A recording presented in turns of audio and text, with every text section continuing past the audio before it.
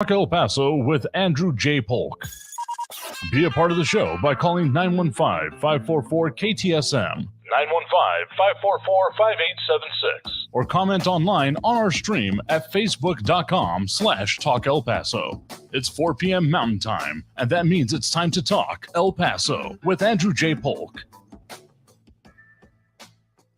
Thank you all so very much for joining us here for Talk El Paso, airing live on News Radio 690 KTSM. I'm your host, Andrew J. Polk. Thank you for tuning in, however you may be doing so, be it on air, online, live streaming through the free and reliable iHeartRadio app, or joining us over on the various social media pages we're up on these days, facebook.com/Talk El Paso, the Talk El Paso channel over on YouTube, Twitter at Talk El Paso, or twitch.tv, Andrew J. Polk, and looks like we should be up in just about all those spaces, and all the excitement that comes along with it, including Ida Beza Gardner wishing everyone a happy free-for-all Friday along with the wave. Do appreciate that. Others tuning in and chiming in, and we'll keep those going and those comments going out through both hours of the show, as well as, of course, the phone line. It is free-for-all Friday, meaning we are taking on your comments, calls, questions, concerns, thoughts, spare change. Okay, 2 cents. Better way to put it.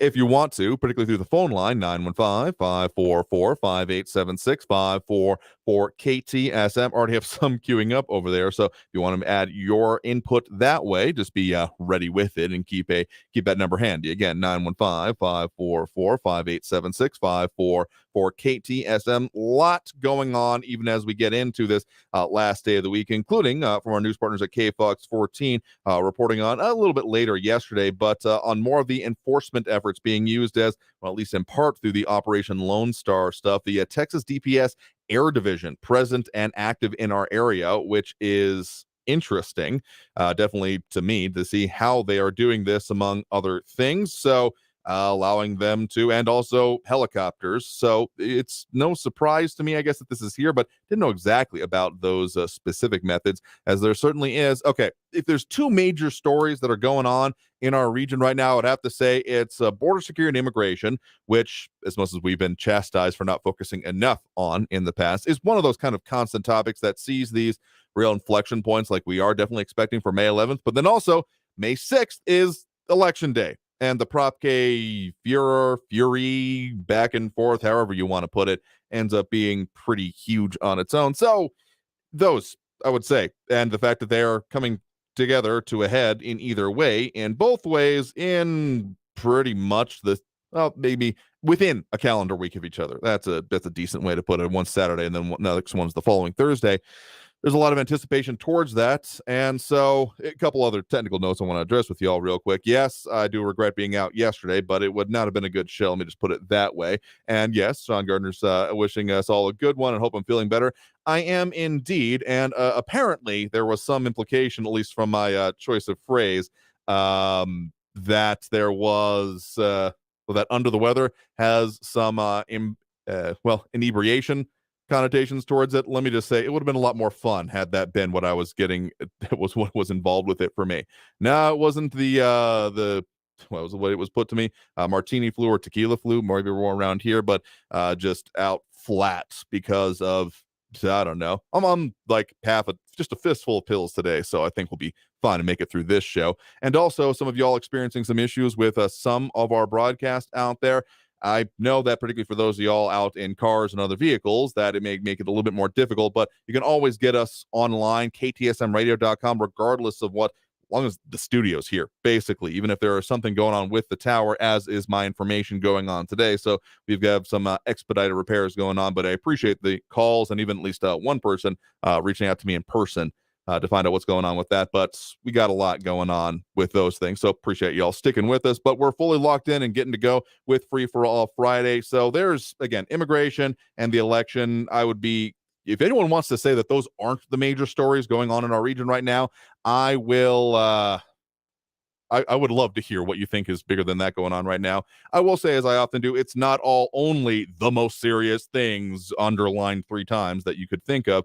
But one of the things that I'm excited about is there are some of those renderings and some initial groundbreakings, ribbon cuttings. I don't know the totally right way to put it, but of the Crest building downtown revitalization, seeing some of these buildings that have, well, really maybe in my lifetime they were being used, but I never got to see it there. The Crest building its own in full operation. So seeing stuff like that happen is always exciting. As Flaco Jimenez mentioning the same thing, but also that the restoration of the DeSoto Hotel has begun. Both, I think, very important things. So there's a lot going on right in our region, and we could probably do the whole ding damn show just on those subjects and topics alone, but it is Friday. This is what we do, so let's get into it. Again, keep that number handy. Now, full up at the moment, but just keep it in front of you if you want to try to squeeze on, and here's a hint at the end of a previous call or comment, 915-544-5876, 915-544-KTSM. We do have Ben on the east side here with us right now. Ben, thanks for joining us.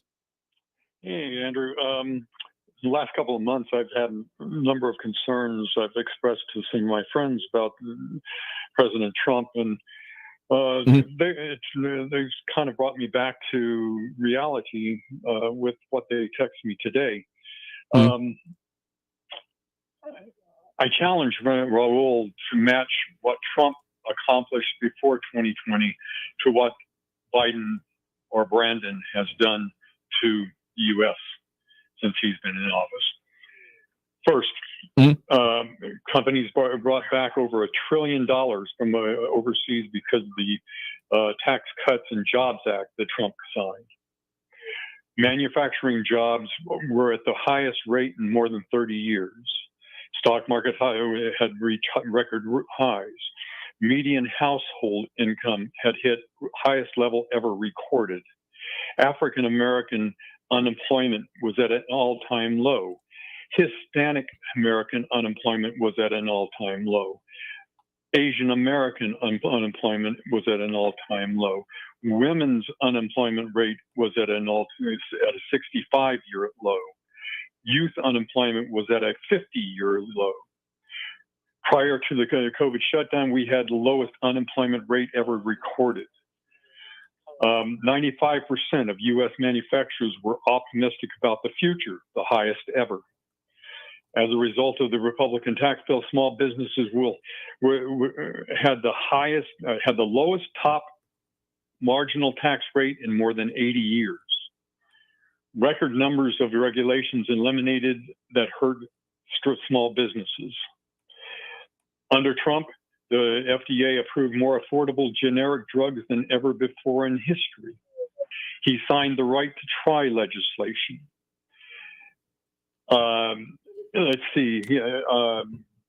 He created the White House VA hotline to help veterans and principally staffed it with veterans and direct family members of veterans.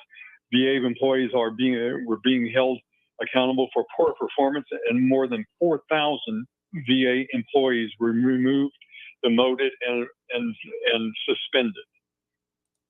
Because of the law he signed into, the law gave 12 weeks of paid parental leave for millions of Americans. There was so many things. Trump has increased funding for historically black colleges and universities by more than 14%. The poverty rate had fell to a 17-year low of 11.8% under the Trump administration as a result of the jobs-rich environment. Poverty rates for African Americans and Hispanic Americans have reached their lowest levels since the U.S. began collecting such data. It goes on and on and on. This man what he should be doing is running on his record. He doesn't need to be throwing anything out to anybody else. He should just run on his record. There are so many things. He created 400,000 manufacturing jobs. He appointed 5 openly gay ambassadors. I mean, if you take a look at what he did and what Brandon has done, I challenge Raul or any of his cronies to match what Trump had done to what they are doing to our country now. I'll certainly agree with you on the idea that running on, I mean, if viable, a record or on the policies in general that would be implemented for those that aren't already in office or have that kind of record. In any case, like doing that is, well, those end up being the issues that we prefer to focus on the most. What is the impacts? What has been done? What can be seen? What's the proof in the pudding? Because again, you can say I'm for good things and opposed to bad things, and expecting cheers from it. But if you're not saying how you're going to achieve what you want those ends to be, it's kind of a okay, but do you have a plan? Because plans are great, and the things that I like discussing most of all. So I'd certainly agree with you that I would love it for basically any politician to come down to a, hey, here is what I have done, or here is what I'm going to do. Here's how we will achieve this, and that is why I'm superior in some other way. Now, let's be fair, and let's just say the former president has certain well-known character traits that I'm sure there'll be mentioned accomplishments and or going back from them, but he has a ever so slightly confrontational style that I'm sure will continue to dominate the way he does his rallies and other things, and would might come through in the debates. Bring that up, but I would rather have an economy that Trump left us, and with all his hickeys and everything else, compared to what Brandon has done to us. No, I mean, you're entirely Department of entitled Health to and that. Human Services provided funding to support the National Human Trafficking Hotline, and under the hotline identified 16,862 potential human trafficking cases. I mean, what has?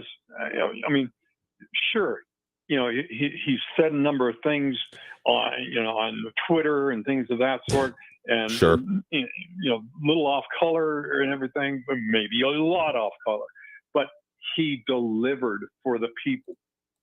And like I said, and my friends had to bring me back to reality. I was the one thing I could never ever forgive Trump for was because of what he did for under COVID and the restrictions that he put under. But he didn't understand. I mean, this was something that was a once in a lifetime problem that no president had come across.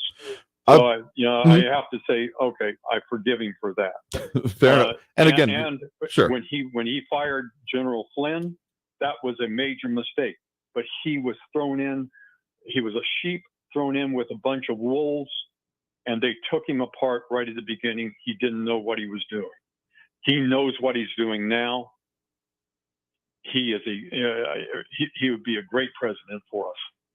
And again, you're entirely entitled to your opinion on that. I'm just saying that as much as I would agree with you and would love to see a focus on the issues, as I almost always do, I don't think I'll be surprised if that's the only thing that comes up during this election cycle. That's my one slightly less cloudy crystal ball moment that I'm willing to call out at this point. But I'm going to continue to focus on the issues as we often do and what affects us here in the borderland, because hey, that's about the only reasonable way I can figure to go about this. So you would throw over somebody for a few hickeys instead of getting an economy that we had before. No, I'm not. Substance over. No, I'm not. I'm not saying that. Yeah. I'm not saying that I'm going to completely discount him.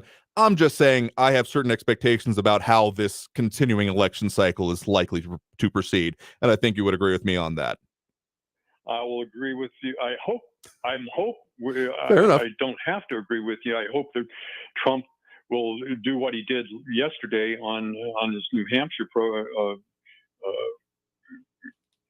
stop, because he actually did stick with what he did. And it was a tremendous, just a wonderful time listening to him and what he has done and everything.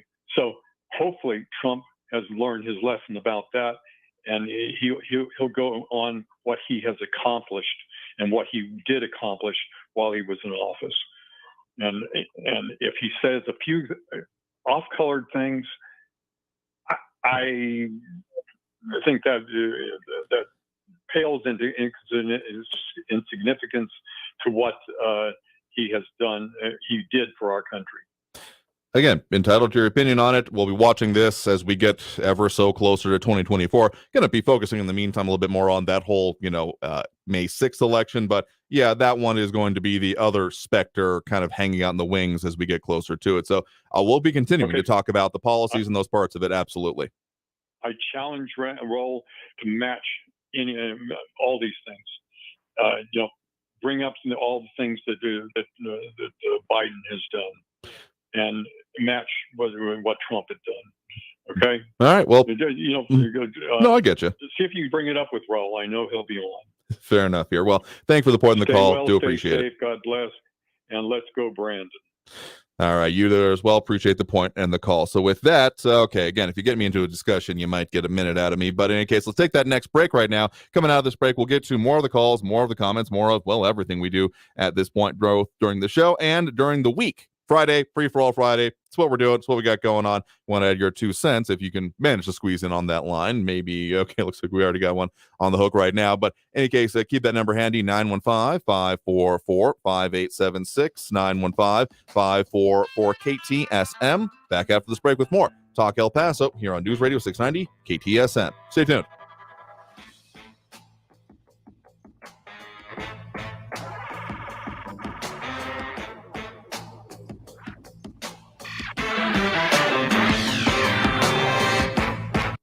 Traffic all day. News Radio 690. We're seeing some slowing on our freeways out there on I-10 eastbound between Trans Mountain and Mesa. Also, there's some slowing on I-10 westbound between Geronimo and Patriot Freeway. And watch out for an accident on Zaragoza northbound at Montwood and an accident on Montana Avenue and Stanton. I'm Lena with El Paso Traffic. How could $1,000 change your life? I could buy eggs. Then listen for inflation compensation. Your chance to win $1,000 to combat high prices. Honey, we're going to have eggs. Yes! It's excellent. Be listening for your chance to win $1,000 with inflation compensation. Listen for your chance to win $1,000 every hour, 9 through 5 p. with the inflation compensation on News Radio 690 AM. Brought to you by Charlie Clark Nissan and Charlie Clark Infiniti of El Paso. Orale! This report is sponsored by Our American Stories. Before he was president, he worked in his dad's store after getting kicked out of the Army. We'll have the story of U.S. Grant. Be sure to listen to this week's edition of Our American Stories on the iHeartRadio app, Apple Podcasts, wherever you get your podcasts.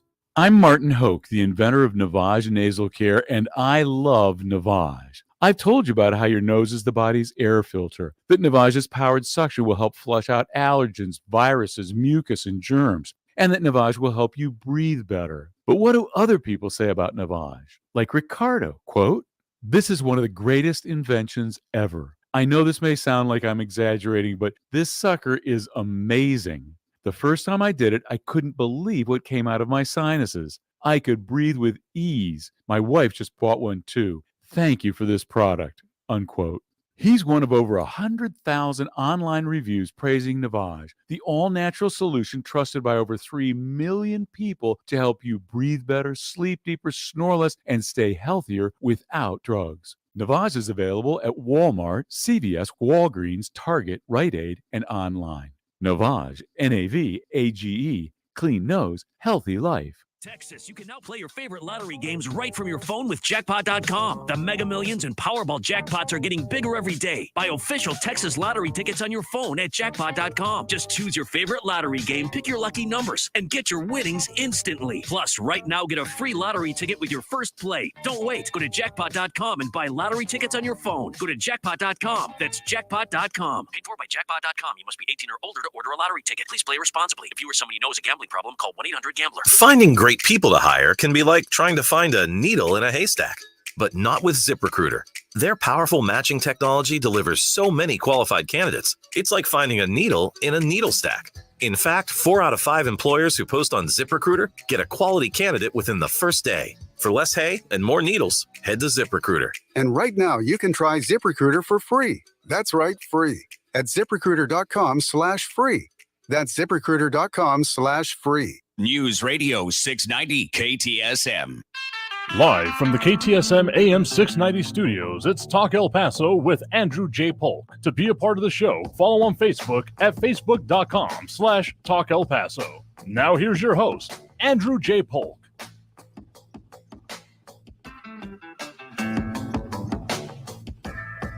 Thank you all so very much for joining us here for Talk El Paso, airing live on News Radio 690 KTSM. I'm your host, Andrew J. Polk. Thank you for tuning in, however you may be doing so, be it on air, online, live streaming through the free and reliable iHeartRadio app, or joining us over on the various social media pages we're up on these days, Facebook, YouTube, Twitter, and Twitch, either under Talk El Paso or Andrew J. Polk. A lot of conversation, a lot of points coming in, and other bits of discussion over on our social media. And of course, those dropping those likes and reacts that we do appreciate, including Stephen Christopher, Bernadette Bandicole, Rick Reyes, Ted Kors, Robbie Flores, Monica Cervantes, Flaco Jimenez, and Ida Beza Gardner. Keep those going, as we'll continue to dip in and mention those as we are continuing throughout both hours of the program. Free for All Friday, yeah, that's the focus, is on, just about everything. I mean, the El Paso focus is going to continue to be mine, but we open up those floodgates a little bit more on Friday. So if you're calling in, remember, keep it clean. Don't want to have to dump you off. 915-544-5876. 915-544-KTSM. We do have Raul in the Northeast on the line with us here right now. Raul, thanks for joining us. Hey, Andrew. Well, I'd like to remind Dr. Ben, the Trumper, that Trump ripped off the city of El Paso for $500,000. That's how he affected me, okay? Other than that, he didn't do squat for me, okay? But he did rip off our community for $500,000. And, you know, he didn't do that just to El Paso. He did it to 6 or 7 other cities, similar amount, some larger, in unpaid rally security costs. So I don't care how good a president's economic policies are. If his character is immoral, unethical, seditious, and traitorous, I don't care. I don't want him, okay? So we had a really big week this week. For one, Tucker got fired for spreading the big lie and defaming some voting machine manufacturers. Some of those same lies heard on this radio station and believed by most of the show's callers and posters, like Dr. Ben. Now, Tucker called Trump a destructive and demonic force. You know, I don't normally agree with right-wingers, but I agree with him on that one. Now, on another news front, the Proud Boys leader, this guy named Enrique Tarrio, who is currently on trial for seditious conspiracy for the Capitol's attack. Now, his lawyer's name is Nayed Hassan. His lawyer said this in his closing argument Tuesday. It was Donald Trump's words. It was his motivation. It was his anger that caused what occurred on January 6th in your amazing and beautiful city. They want to use Tarrio as a scapegoat for Donald Trump and those in power. And yet, and then another big news front yesterday is Trump's former vice president, Mike Putz, had to, testify in front of special counsel Jack Smith about Trump's role before, during, and after the Capitol attack. So you don't get any much higher in that circle of conspirators than the vice president, the chief of staff, his lawyers. I mean, 1,200 people have testified. 1,200 former Trump White House aides and administration officials have testified about what they saw Trump do and not do on January 6th. And last but not least, we have Trump's rape defamation trial going on in New York City. Now, the evidence includes 2 women that Carol called right after Trump raped her. So again, I don't care how good his economic policies are. If he's a rapist, a thug, a sexual abuser, and evidence also includes 2 women who claim Trump sexually assaulted them. And there's another 24 women who claim he did that, and he said he was going to sue them, and he never did. He broke his word. He's a liar. And last but not least, the evidence includes Trump's recording of his bragging about sexually assaulting women by grabbing them by their genitals. What a kind of example he makes for America's kids, you know, of a moral, ethical, honest, good man. I'm not saying that I don't appreciate the ways people put items forward here, and that, yeah, character counts, but also policy counts, because there's plenty of people that I would love to see in office that would probably never be able to approach it because of their personality. You have to be, electability is certainly a thing that gets brought up when you start talking about that. But then also there's the fact of the matter that there are plenty of people who I'd love to grab a beer with, have a nice conversation, but would never want to see anywhere near elected office because they just have nothing going on in between the ears when it comes to policy, so to speak there. So, I mean, sure. And also anyone who thinks that the politician they like can do no wrong, the politicians they don't like can do no right, doesn't have a lot of standing for me. You start getting into cult of personality stuff and you lose me right off the bat, because if you're just saying, well, they're a good person, therefore they will do good things, also doesn't bear out. I mean, the whole road to hell paved with good intentions, among other things, come to mind here. But specifically, the question that was asked, in order to kind of redirect it to that, as it was brought up by the previous caller, was, what do you think? And not necessarily do you agree with what the previous president did, but what do you think has been done by this current president on the same kind of order of what was being discussed there? Do you have anything you'd like to say specifically on that point? Yeah, he brought down unemployment to lowest levels it's been in 50 years. He's brought down inflation from much higher rates to lower rates. He has also brought down gasoline prices. He got the stimulus package through. So he's done a lot of stuff. Again, I grade him a B+ or A- in light of what he inherited. He inherited a crashed economy due to Trump's inept response to the coronavirus, playing it down, saying it was a hoax, saying it was going to magically go away all on its own. And then he got a lot of people killed unnecessarily by questioning the science, goofing around with that. He was horrible. He was a foobar of a presidency. So Biden, in light of what he inherited, has done a very, very good job. He will beat Trump again if Trump becomes the nominee. I'll be glad to bet any of your guys, your Trumpers, a lunch or a supper over there at Miguel's anytime, because I know that if the Republicans are dumb enough and so sucked into the cult of Trump that they make this man who is burdened with all kinds of baggage, criminal investigations, lawsuits. It's a height of nuttery if they want him. And anybody who votes for him, to me, exhibits a lacking an ability to discern good from bad character, from a good leader and a bad leader. Even a good dad, he's not a good dad. A good dad doesn't get his kids in the kind of trouble that these kids are going to be in. Okay. I mean, again, if you want to judge someone based on their personality and character, that's entirely your prerogative.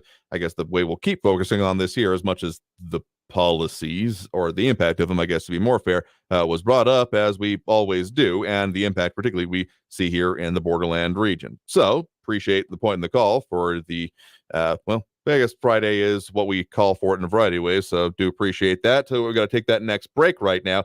Coming after this break, we are, as we have some other parts being brought up here, including Edgar Ortiz, betting Raul and his family a great seafood dinner at a great seafood restaurant in Anthony, Texas, if Biden is reelected.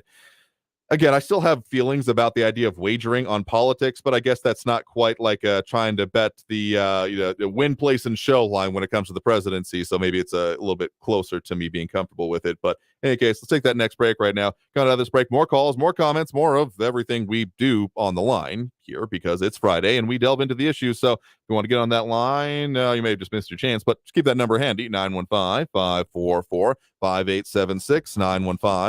915-544 KTSM. Back after this break with more Talk El Paso here on News Radio 690 KTSM. Stay tuned.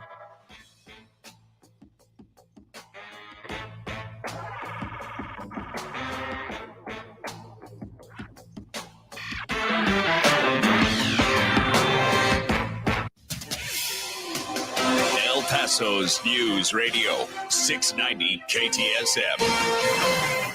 Hello, everyone. This is Robert Olguin with your KFOX 14 news update. Hundreds of migrants continue to congregate south of downtown El Paso. Outside of Sacred Heart Church, hundreds are back on the sidewalk, and the same is true outside of the Opportunity Center for the Homeless. Both shelters say they're at capacity. Most of the migrants who are on the streets are unable to seek help in the city or county of El Paso due to their undocumented status. Many admit to coming into the U.S. illegally. Congresswoman Veronica Escobar said that local organizations should try to get the migrants to the county's facility that would help them locate sponsors and get them out of El Paso. The El Paso Border Patrol says it's aware of the encampments, but agents do not make arrests at churches, schools, or shelters. An El Paso man was arrested and charged with aggravated sexual assault of a child. El Paso County deputies arrested 20-year-old Brian Armendariz on Thursday. Armendariz was taken into custody and booked into the El Paso County Jail on a $35,000 bond. This has been your KFOX 14 News Update. I'm Robert Olgain. News Radio 690.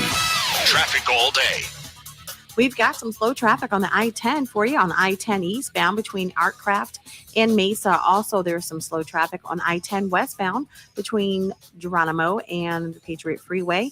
There's also an accident reported on Montana Avenue and Stanton, and an accident on Zaragoza and Montwood. I'm Galena with El Paso traffic. From the CBS Forewarned Weather Center, this is forecaster Nasai Mancini. Well, folks, we're in for a windy day today. We're going to see those north winds around 25 to 35 miles an hour. A little bit of those partly cloudy skies. We'll see a little bit of a cool down for your Saturday, but a warm up for your Sunday. And then next Monday and Tuesday looking pretty warm as well. We actually see a little bit of rain making its way into the forecast on Wednesday and Thursday. Head on over to cbsfordlocal.com for the latest forecast.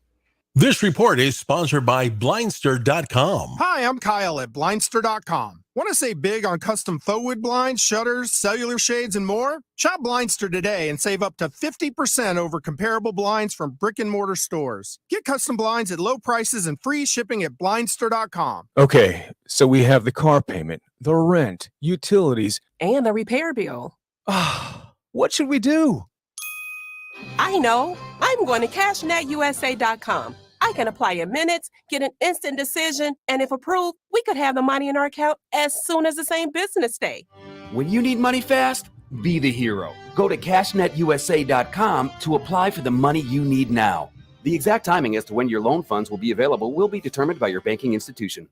The Window Depot is more than a window store. The Window Depot is a one-stop warehouse with everything you need for your complete home remodel. Shop the aisles of pre-built cabinets in a variety of colors, granite and quartz countertops, sinks, skylights, and hardware to complete your project. Need a custom order? We can help. Our designers offer free design services and can special order everything you need for your kitchen or bathroom remodel today. Shop thewindowdepot.com or find a location near you. The Window Depot. More than a window store. For the local issues and discussion you won't get anywhere else, turn to Talk El Paso. Weekdays at 4 right here on News Radio 690 KTSM. Brought to you in part by the El Paso Community Foundation. Sound off on what matters to you. Monday through Friday, 4 to 6 p.m. And let's talk El Paso. This week on Red Pilled America, should artificial intelligence be stopped? To find the answer, we speak to an AI expert who tells us where AI is going. Listen to Red Pilled America on Apple Podcasts, Spotify, or anywhere you get podcasts. That's Red Pilled America. This report is sponsored by Red Pilled America. News Radio 690 KTSM El Paso.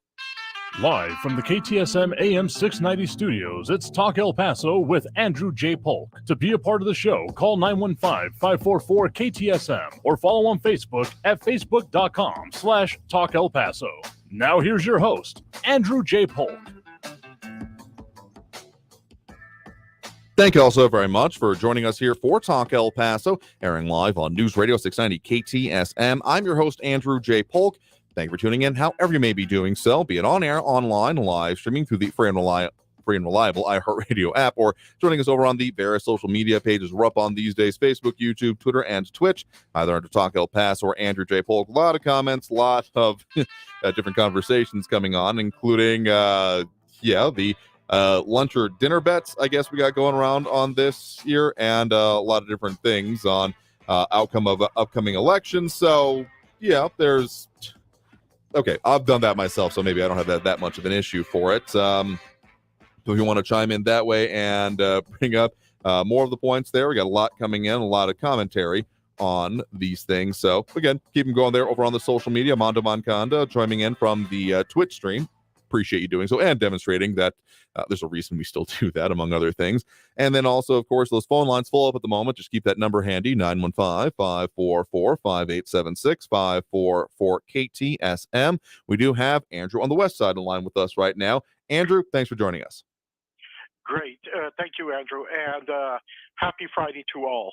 Up to you as well. Appreciate you calling in. What's on your mind?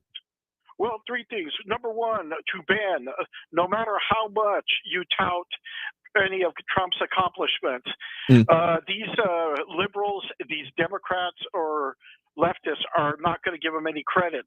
Trump could find the cure for cancer, and they would still attack him. Remember, he beat their star candidate, Hillary Rodham Clinton, in 2016, and that was the biggest sin he could have ever done.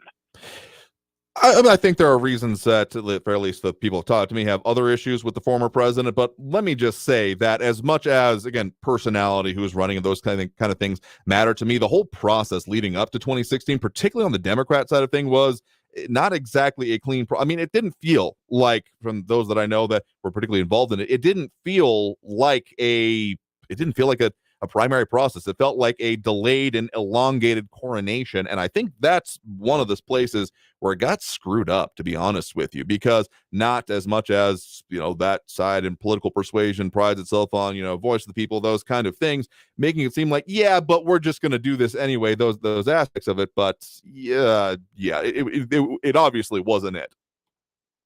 Possible. But now let me let me address that Raul character. Okay, Raul, you lost that argument about character. You Democrats lost that character argument with Bill Clinton. Okay, it was always, it's the economy, stupid. That was the common refrain from people on the left. I mean, if someone is saying, I have great plans and we'll make prosperity for everyone and can detail them out, and then go off and chuckle into a corner and ride their hands. I mean, sure, there is something about behavior that does matter when it comes to it. Again, electability, as I've referred to it, because there are, again, plenty of people out there that have great ideas but cannot express them properly. That makes it how do you expect to actually implement those? You got to get people there's a leadership aspect. Let's just put it that way. There is a leadership aspect that comes with the highest elected office in the land. Let's make no mistake about that. So they have to have some kind of, I mean, I don't like to put it this way, but let's be honest, there has to be at least a modicum of star power, or even if you just call it political star power. There's not going to be anyone that cannot string a sentence together that is probably going to end up in the presidency, because a lot of people will be like, yeah, but am I willing to follow this person? So there's absolutely that aspect of it, as much as I don't like to focus on that part of it. So, I mean, sure, that's there, but as much as it's someone just saying, yeah, I want only good things and no bad things, if they don't got the substance behind the style, I'm also uninterested. So I guess I'm just looking for that balance personally.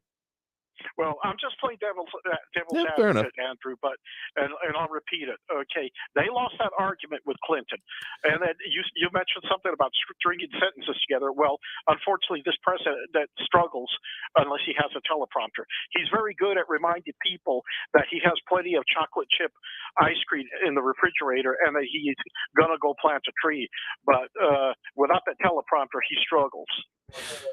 I mean, I think he's on record, even having released medical issues with it, involving stuttering over his life. And again, that's a part of it, though maybe not the most important part to me. Again, the policy is what you're doing with it, and what we can see, particularly, I mean, as we are through the rest of the week, and even on today, it still comes up. What the policies and the impacts they're having here are always going to be paramount to me.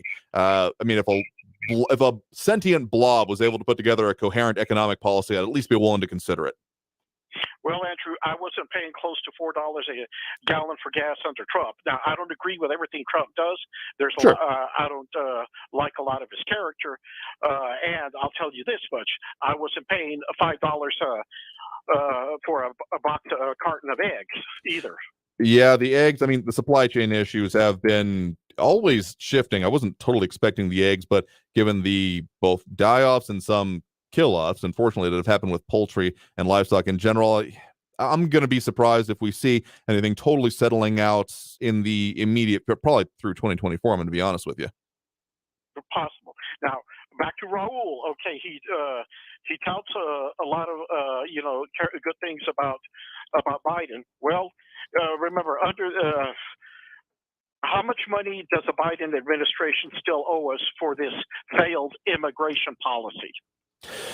Well, if you want to go with immediate numbers, again, the one I often end up referencing is the El Paso, Texas.gov/migrant-crisis, the Migrant Situational Awareness Dashboard. And as of today, right now, there is still pending total pending reimbursement, $1.37 million.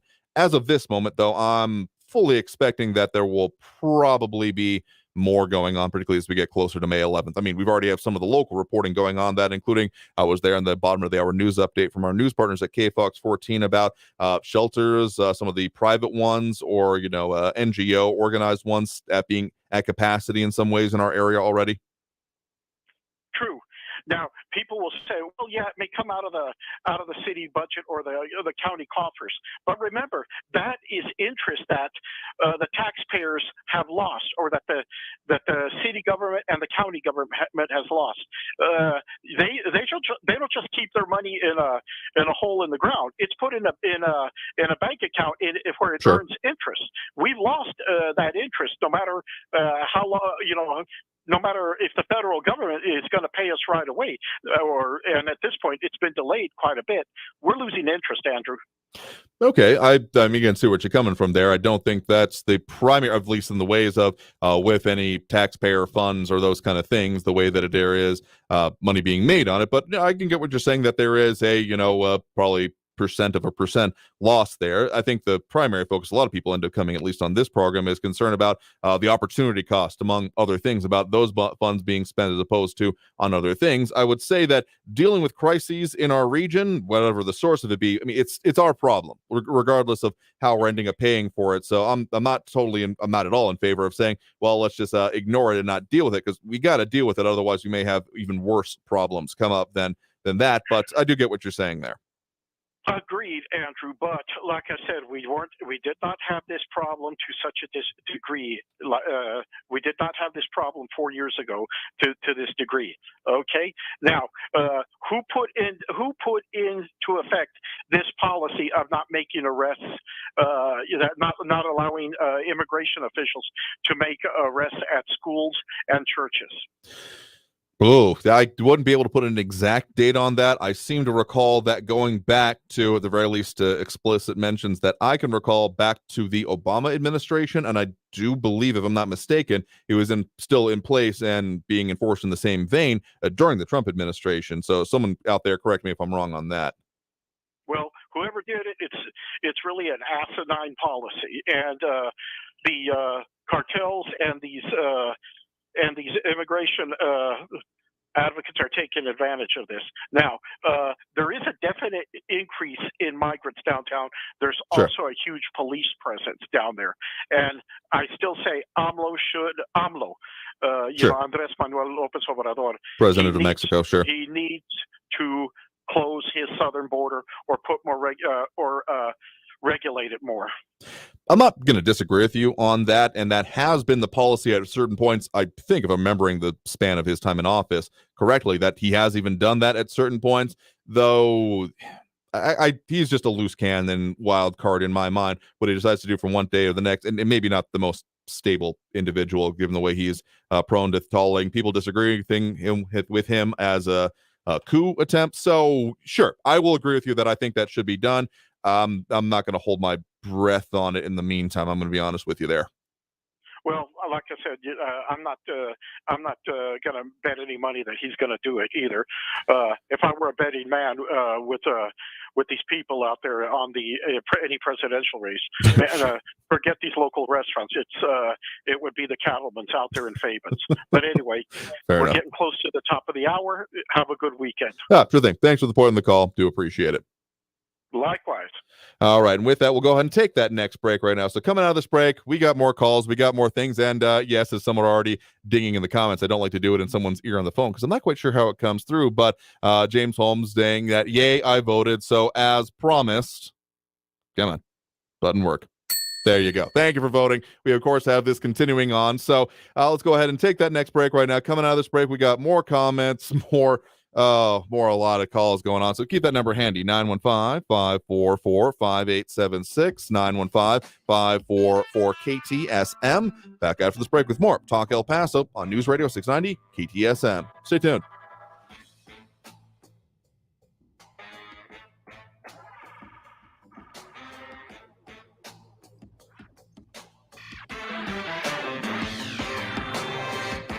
Hello, everyone. This is Robert Olguin with your KFOX 14 news update. Hundreds of migrants continue to congregate south of downtown El Paso. Outside of Sacred Heart Church, hundreds are back on the sidewalk. And the same is true outside of the Opportunity Center for the Homeless. Both shelters say they're at capacity. Most of the migrants who are on the streets are unable to seek help in the city or county of El Paso due to their undocumented status. Many admit to coming into the U.S. illegally. Congresswoman Veronica Escobar said that local organizations should try to get the migrants to the county's facility that would help them locate sponsors and get them out of El Paso. The El Paso Border Patrol says it's aware of the encampments, but agents do not make arrests at churches, schools, or shelters. An El Paso man was arrested and charged with aggravated sexual assault of a child. El Paso County deputies arrested 20-year-old Brian Armendariz on Thursday. Armendariz was taken into custody and booked into the El Paso County Jail on a $35,000 bond. This has been your KFOX 14 news update. I'm Robert Olguin.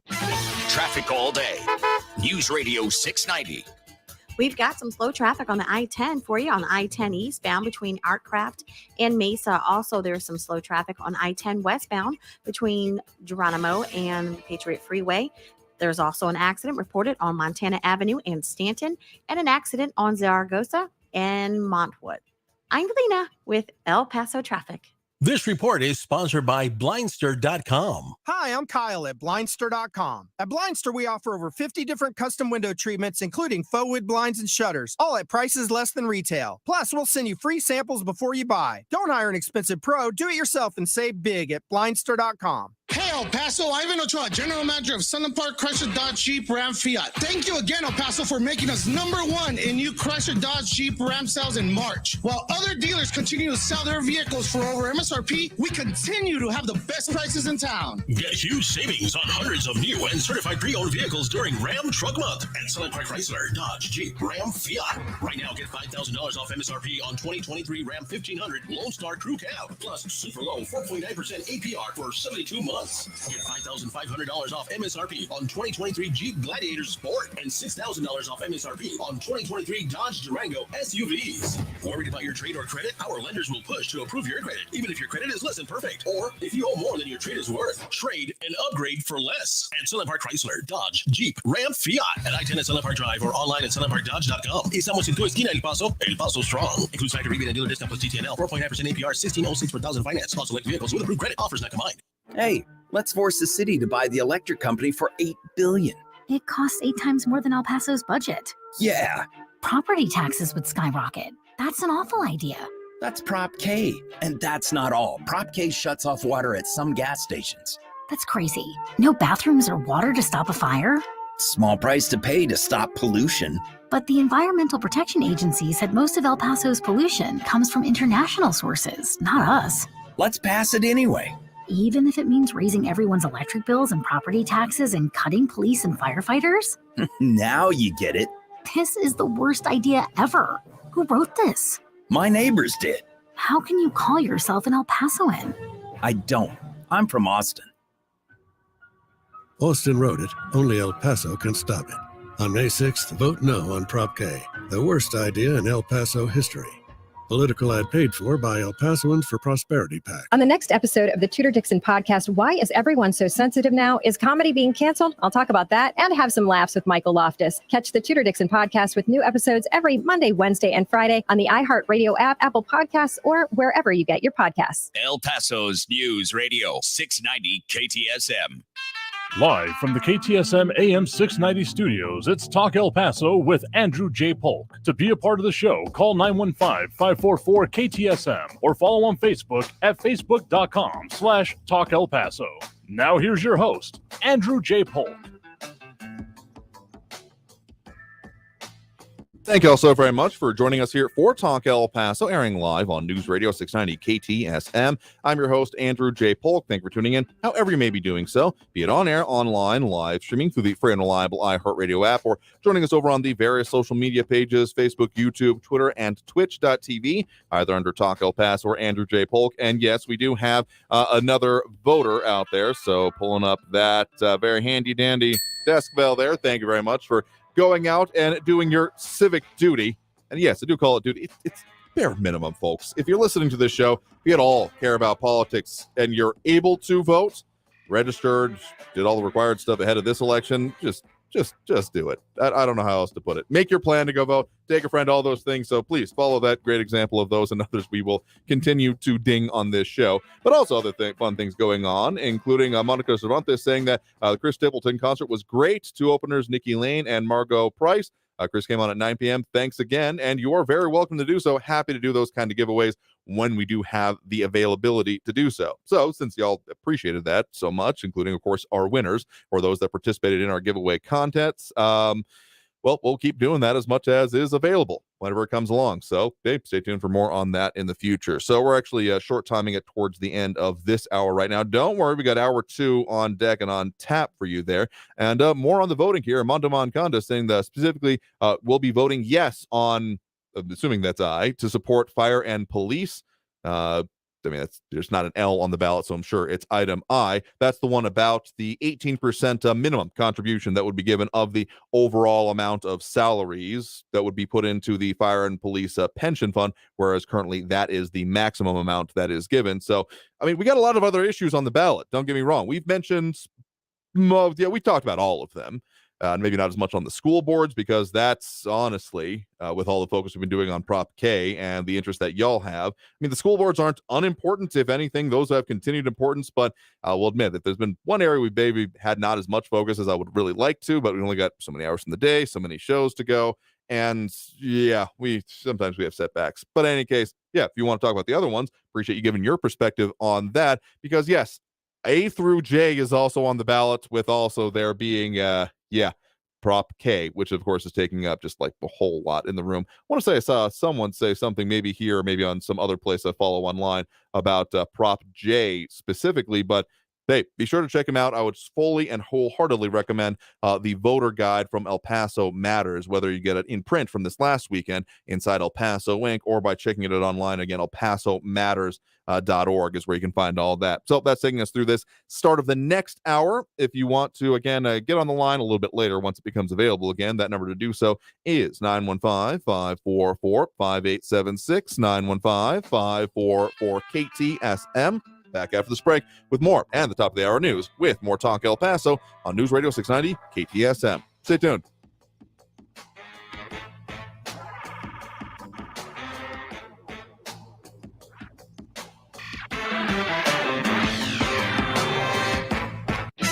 Traffic all day. News Radio 690. There's a new accident reported on Macomb Street south of Threadgill at Iris Drive. Alternate there would be Railroad Drive. Also, there's some slowing on I-10 eastbound between Artcraft and Mesa, and slowing on I-10 westbound between Geronimo and Patriot Freeway. I'm Belina with El Paso Traffic. I studied Spanish in college and never got fluent, but then I tried Babbel. Want the most effective way to learn another language? In just 15 minutes a day, Babbel's bite-sized lessons will have you learning another language in as little as 3 weeks. Babbel is all conversation-based, so it gets you speaking quickly about things you actually talk about in the real world. You'll really see a difference in how you can speak and how conversational you can be in just a few weeks. Babbel isn't just lessons. You can listen to podcasts, play games, watch videos. You can even take live online classes with a language teacher. There are so many ways to learn with Babbel. The lessons online and in the app make it easy to learn from pretty much anywhere. University studies have shown that using Babbel for 15 hours is equivalent to a semester of college Spanish. If you want to learn a new language, there's no better way than Babbel. Go to Babbel.com to try for free. That's Babbel.com. Babbel.com. Because you never hear this. Hey, hon, I'm late. Chris, I am so pleased you missed the beginning of our meeting. Thanks for making me wait, Dad. I talked to a lot of strangers. Check on your commute. Stay informed. Traffic and weather all day. Or you might never hear the end of it. Well, you were late to our anniversary dinner that one time. Yes, how could I forget? El Paso's News Radio 690 KTSM. News on the hour and a half. Traffic and weather all day. News Radio 690 is KTSM AM El Paso, an iHeart radio station.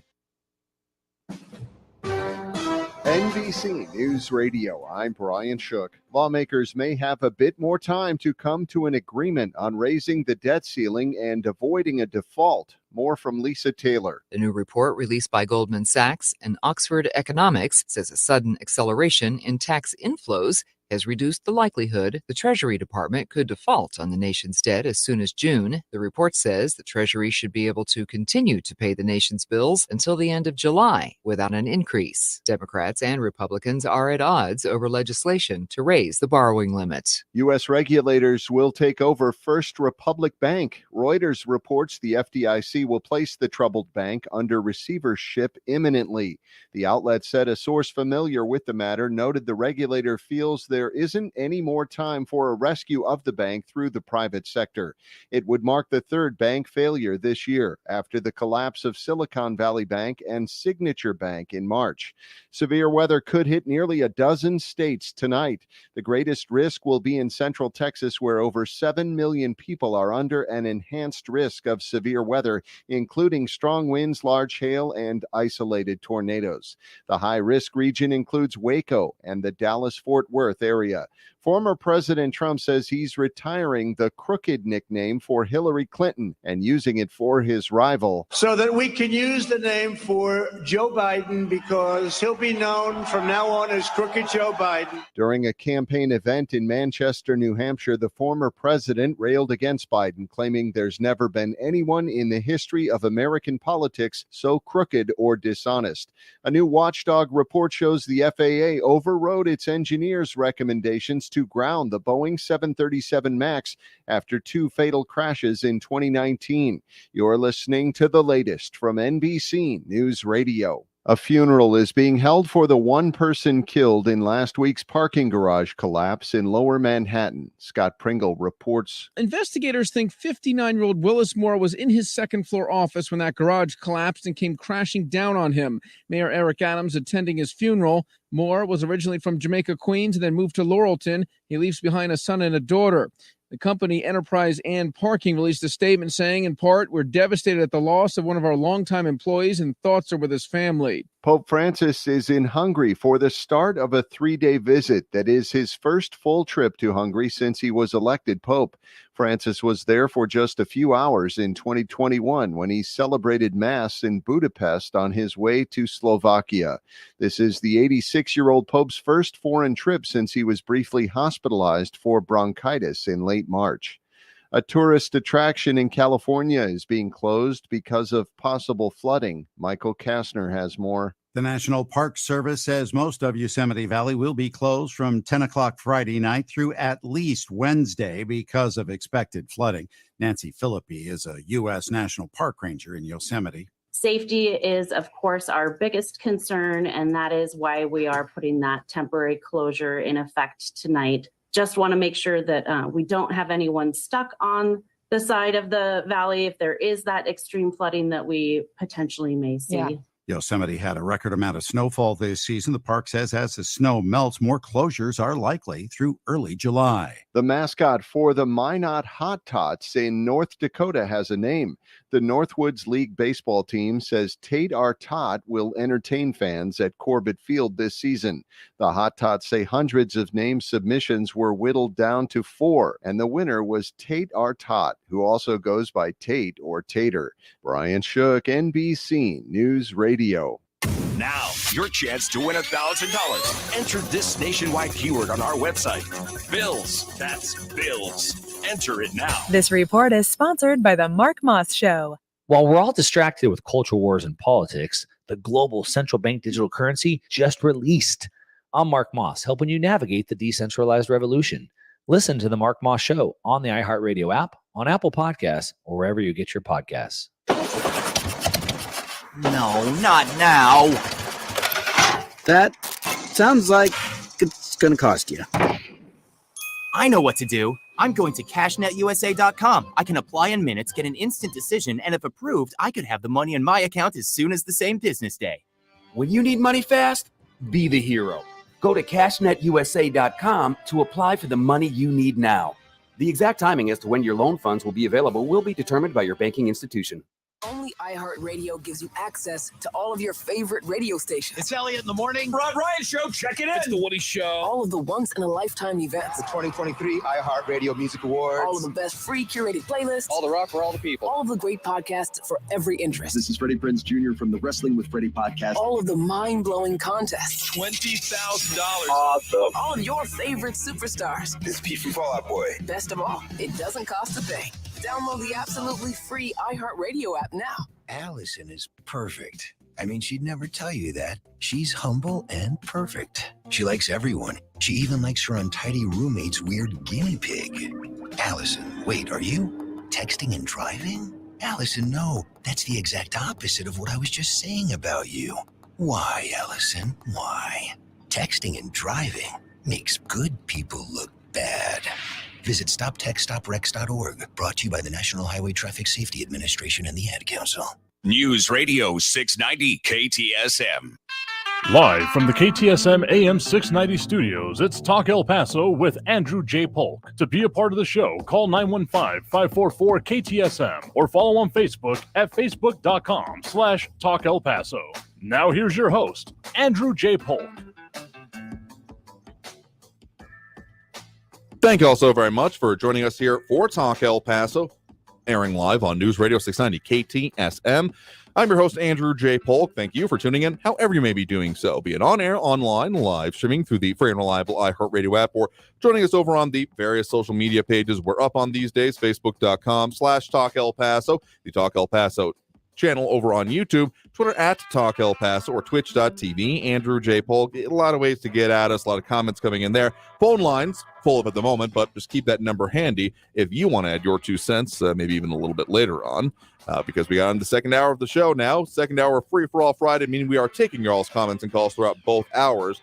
So just keep that number handy once you can squeeze on. Again, here's a hint. When one ends, another opens, which again sounds way more like wisdom than I intended to be. It's just functional. 915-544-5876, 915-544-KTSM, and more commentary on the different voting positions, including Mondo Moncondo supporting yes on I, Prop I, James Ratcliffe saying no for I and K, but then also other. Okay, I think elections are fun. I know I'm weird that way, but then Ed Clora saying, when in response to the concert again, that congrats to our winners. Hope you all enjoyed it. Saying that Nikki Lane and Margot Price, bet it was great. I sure hope so, as well as Monica Cervantes was reporting on it. So again, check it out whenever we have more of those kind of giveaways going on. But other expectations of as we get closer to May 11th, John Brazelton on not great expectations on the impact in the downtown area, bus stations, and the airports, and concern about that. So a lot of different conversation, and of course the election itself, two of the major topics, but there's plenty of other stuff going on. But we are taking y'all's comments and calls, so let's jump right back into it. I do believe we have Eric on the east side with us right now. Eric, thanks for joining us. Hello there. Yeah, I'll quickly point out that Biden passed the infrastructure bill, the $1 trillion infrastructure bill that's going to reshape the country. Trump campaigned on passing that and couldn't do that. And, Trump, he handled COVID like a public relations problem. And, people who've interviewed him have said that he was more concerned about being reelected than addressing that. That devastated the economy and killed thousands of Americans. And, a lifetime of confusing Rush Limbaugh, Sean Hannity, Fox News, conservative talk radio, and Alex Jones with credible sources of information robs conservatives of the ability to think logically and objectively. And this carries over into policy analysis. Because their conservatives are indoctrinated to make all of these irrational assumptions and just to deny the data, that the available data that exists. And, from studies and such, and I wanted to mention, bring up Prop K, because every single time I mention the millions of dollars that Prop K will save the city, you bring up a bunch of irrational counter arguments that are just factually untrue and defy common sense. You've repeatedly said that common sense. Okay. Yes, defy common sense objectively. And like one example is that you you've repeatedly said, oh, in order for Prop K to work, there needs to be no connection fees from El Paso Electric. Those $30 connection fees from that the city is going to have to pay for its buildings is going to make Prop K financially unfeasible, when that's just absurd. $30 times 12, 12 months.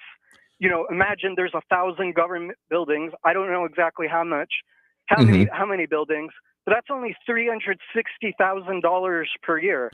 And to make sure you're understanding me on this, and I actually don't know what the amount is costing for like industrial or public use buildings like that. This is based on what it is for you and I. That's the minimum charge there is. So I'm not saying that $360,000 would totally outweigh everything else, but what I am saying, as is the experience of both myself, I don't have solar panels on my house. It hasn't been a decision that we've made. We've investigated it. Hasn't made sense for us right now. But when it comes to that, it means that that's the floor. You can't go below that charge, meaning when you're talking about like selling it back or anything like that, that it actually, you can't do that. Like, you get that part that I'm saying about this, right? That's the floor. There's your second irrational counter argument that defies common sense, that because we can't sell it back because El Paso Electric won't allow us, that it doesn't make financial sense, when all we need to do is save the money, reduce our costs to zero or just the $30. We spend $12 million on average per year on energy costs. And if we can eliminate that, like, for example, that's the study from the city says that we're expected to save 30% on energy costs just by doing these investment grade audits, which is going to save the city $3.6 million every single year, just in the first few years of Prop K passing. So your criticism that, we need to be selling back the energy to El Paso Electric in order for this to be financially responsible doesn't logically follow. It defies logical thinking. That is a conservative assumption that you're making based off of your indoctrination from your right-wing media.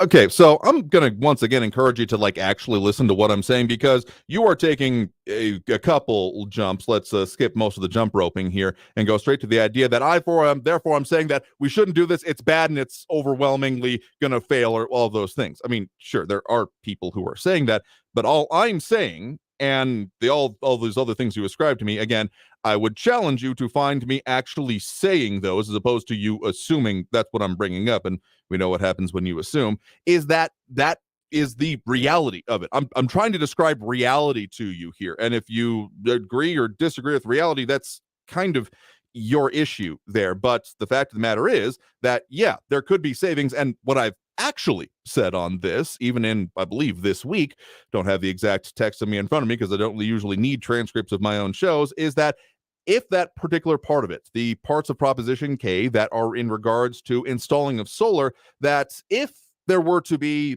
a non-passage of Proposition K, what would be curious to me to see is if that would come up in its own right. Because, I mean, sure, it's a whole package, and I am sure the proponents, I have no doubt in my mind, that they would fully encourage everyone to vote in favor of it in order to see the full thing pass. But as much as, I mean, there is the severability part of it, that part could be implemented, again, if Prop K were to fail in this upcoming election, which, again, is ongoing right now, that could be implemented on its own if the savings do make sense. That's what I've actually said. So would you agree with that? Yeah, I'll cite you directly on another call in the future. But another irrational conservative assumption that you're making is that you don't even want to look at the data on the feasibility study of municipalizing El Paso Electric. You're just going to ignore every avenue that potentially exists that the study could possibly discover. That it could save El Paso consumers, El Paso Electric money based on what the study learns about the different avenues that we could take. We don't know. But you even oppose looking at the data or discovering the data so that the city can make an informed decision. You just assume that, it's always going to be bad, it's going to be bad, without even looking at the data. I challenge you to find any time I have said Prop K is going to be bad. If you find that quote, I'll take you out for one of these expensive dinners we're talking about, because I haven't said that. What I have said is what the data is out from the city of El Paso, is that Prop K, that the actual municipalization attempts part of it wouldn't even be available to be implemented for 8 to 10 years. That's the city's expectations on how long this at least 2-tier study would take to do. I mean, there's like the initial component that's I think like a year to a year and a half, and then a second part that's like at minimum 5 years. So I think that's where they come with that 8 to 10 year figure, and that up to $12 million cost. The major question I've had is, okay, what is considered all available means? I mean, that study would be going forward with it, but that's why I've kind of said, if anything, that as much as that $150 million of the total infrastructure cost and the roughly $5 million per year in the cost of the department and other parts of it, basically the infrastructure versus the standard operation cost of this department and over kind of things, that part would be increasing. I mean, we got like, what is it, through 2045? Forget if it's 2030 or 2045, which part of it is the 80% versus 100%. But that those would be the immediate costs, and that's besides the $12 million, the up to $12 million, that's the only cost we would see within about the next decade. Again, is there anything that I'm wrong about there? Not with your assumptions of what I'm saying, but of what I'm just stating as terms of relates to this study. Is there anything I'm wrong about there? Absolutely. You said there's going to be $150 million in immediate upfront costs. That's factually true. The city study specifically says that there's the $50 million is going to come directly from energy savings with zero upfront costs.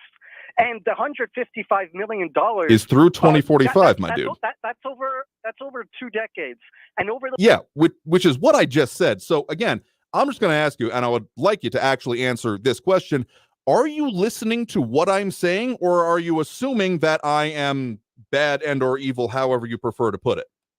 You just said it's going to cost $150 million in upfront costs. No, I didn't. I said through 2045. So again, are you listening to what I'm saying? Just a yes or no here will suffice, honestly. No, again, in those 2 decades, the energy savings is going to amount to well over that $155 million. I described this to you yesterday, and you just said, oh, it's not referencing solar panels. When you look at the city study specifically, dude, if you're not going to listen to me, I honestly don't know what to do for you, because again, you seem to be doing a lot of assuming that, I guess, because you don't like the issues or the way, because I don't say what you say, as you're often in a furor about the comments about, because I'm not answering and saying exactly what you would, therefore I'm bad and wrong. But again, to have a discussion, which is the thing I talk about doing every day and is entirely our focus. I mean, seriously, if you want to talk about these issues, if you just want to be mad, you can be mad. You have to do it here. And in fact, we're probably not going to entertain that much of it.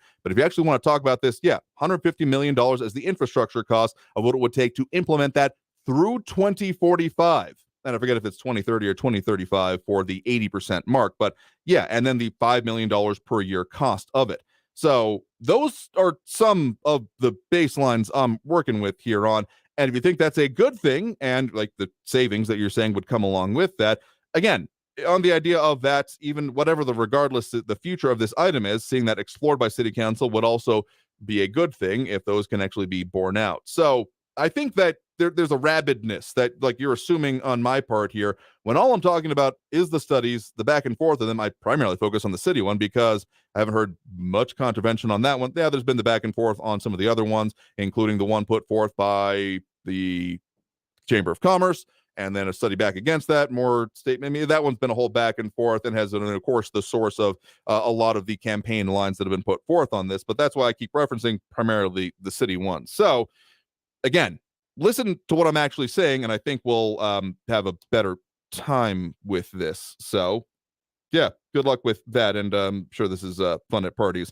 Anyway, let's go ahead and take that next break right now. Appreciate the point in the call for what it's worth in terms of, like, actually talking about reality and your interpretation of it. You've accused me of being just clutching at pearls with the language used on it, but dude, if you want to make up stuff, we can do that all day. If you want to talk about what reality is, would prefer to do that. It's a chosen parlance. Anyway, let's go ahead and take that next break right now. Coming out of this break, we got more comments, questions, calls going on. So I think that line already filled up, but keep that number handy, 915-544-5876, 915-544-KTSM. Back after this break with more Talk El Paso here on News Radio 690 KTSM. Stay tuned.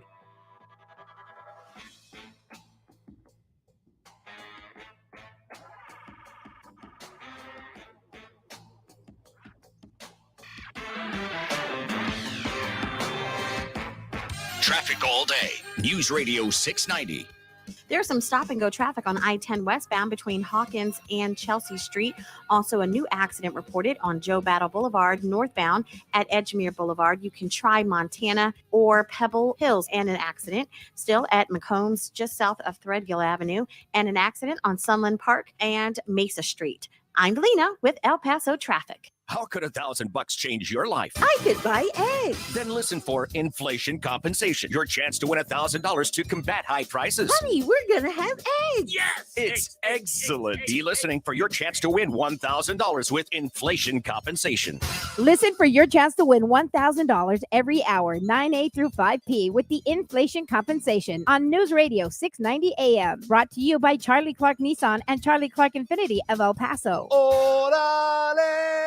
This report is sponsored by the Tudor Dixon Podcast. On the next episode of the Tudor Dixon Podcast, why is everyone so sensitive now? Is comedy being canceled? I'll talk about that and have some laughs with Michael Loftus. Catch the Tudor Dixon Podcast with new episodes every Monday, Wednesday, and Friday on the iHeartRadio app, Apple Podcasts, or wherever you get your podcasts. Hey, El Paso, Ivan Ochoa, General Manager of Sunland Park Chrysler Dodge Jeep Ram Fiat. Thank you again, El Paso, for making us #1 in new Chrysler Dodge Jeep Ram sales in March. While other dealers continue to sell their vehicles for over MSRP, we continue to have the best prices in town. Get huge savings on hundreds of new and certified pre-owned vehicles during Ram Truck Month at Sunland Park Chrysler, Dodge, Jeep, Ram, Fiat. Right now, get $5,000 off MSRP on 2023 Ram 1500 Lone Star Crew Cab, plus super low 4.9% APR for 72 months. Get $5,500 off MSRP on 2023 Jeep Gladiator Sport and $6,000 off MSRP on 2023 Dodge Durango SUVs. Worried about your trade or credit? Our lenders will push to approve your credit, even if your credit is less than perfect, or if you owe more than your trade is worth. Trade and upgrade for less at Sunland Park Chrysler, Dodge, Jeep, Ram, Fiat at I-10 at Sunland Park Drive or online at sunlandparkdodge.com. Estamos en tu esquina, El Paso